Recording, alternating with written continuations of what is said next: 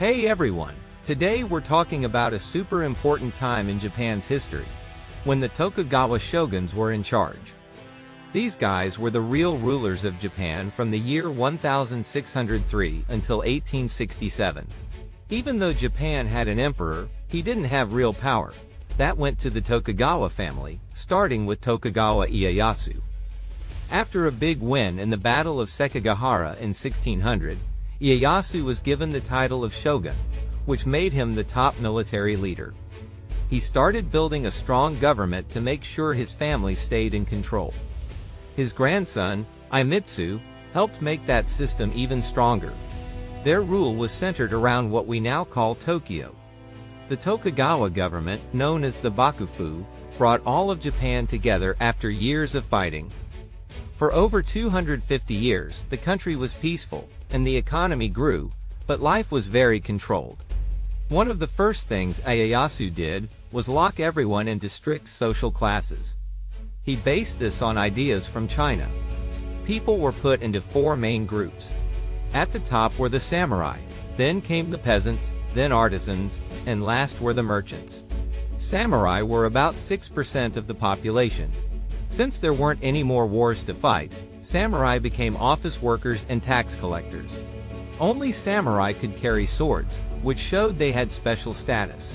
They got paid by the local lords, called daimyo, and had to live by strict rules known as bushido.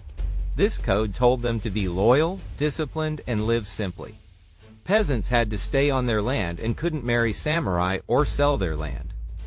Artisans made things with their hands and were part of work groups called guilds. Merchants bought and sold things and made money, but they were looked down on and placed at the bottom. Sometimes artisans and merchants could move between each other's classes, but most people stayed where they were.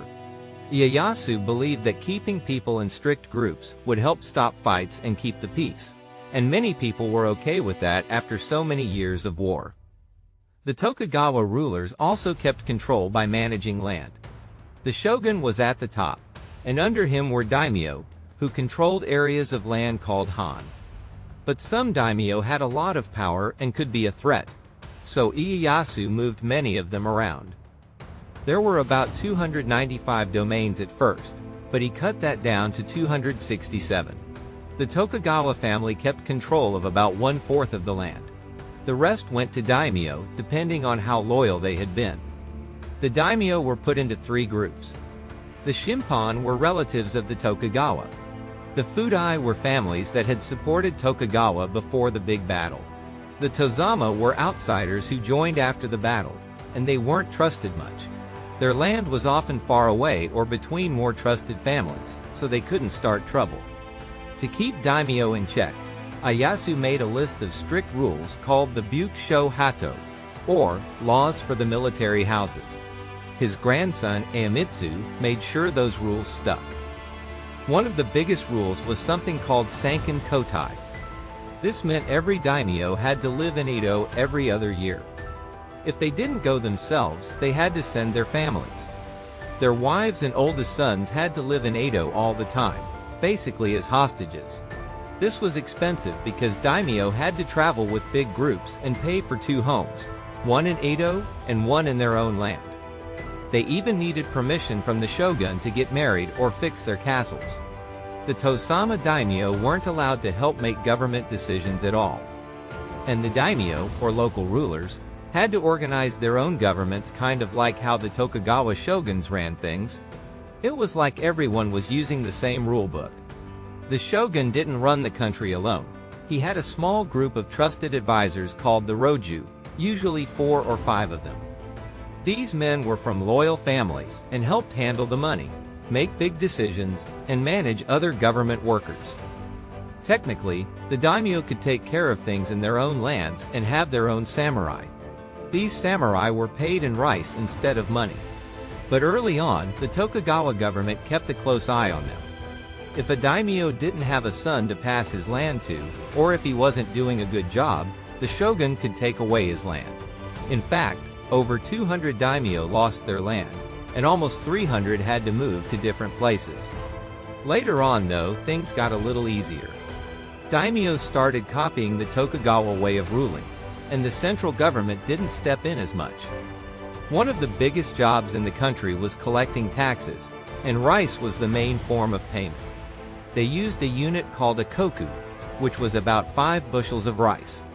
Just the land owned by the Tokugawa family brought in 7 million koku each year, out of Japan's total of 30 million. That gave the shogun a lot of power.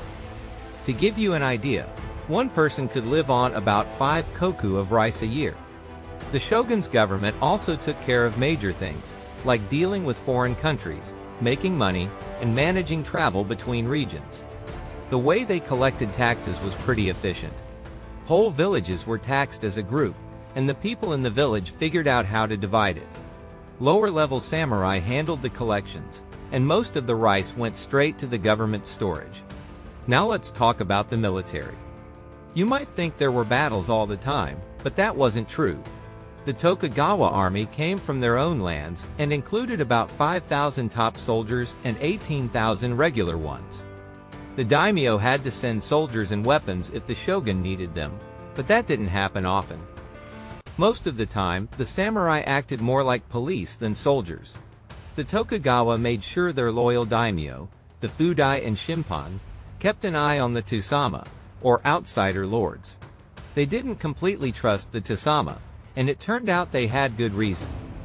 Even though the system of shared power between the shogun and daimyo, called bakuan, stayed mostly the same from the 1600s to the 1860s, the Tokugawa never had full control over the outsider lords.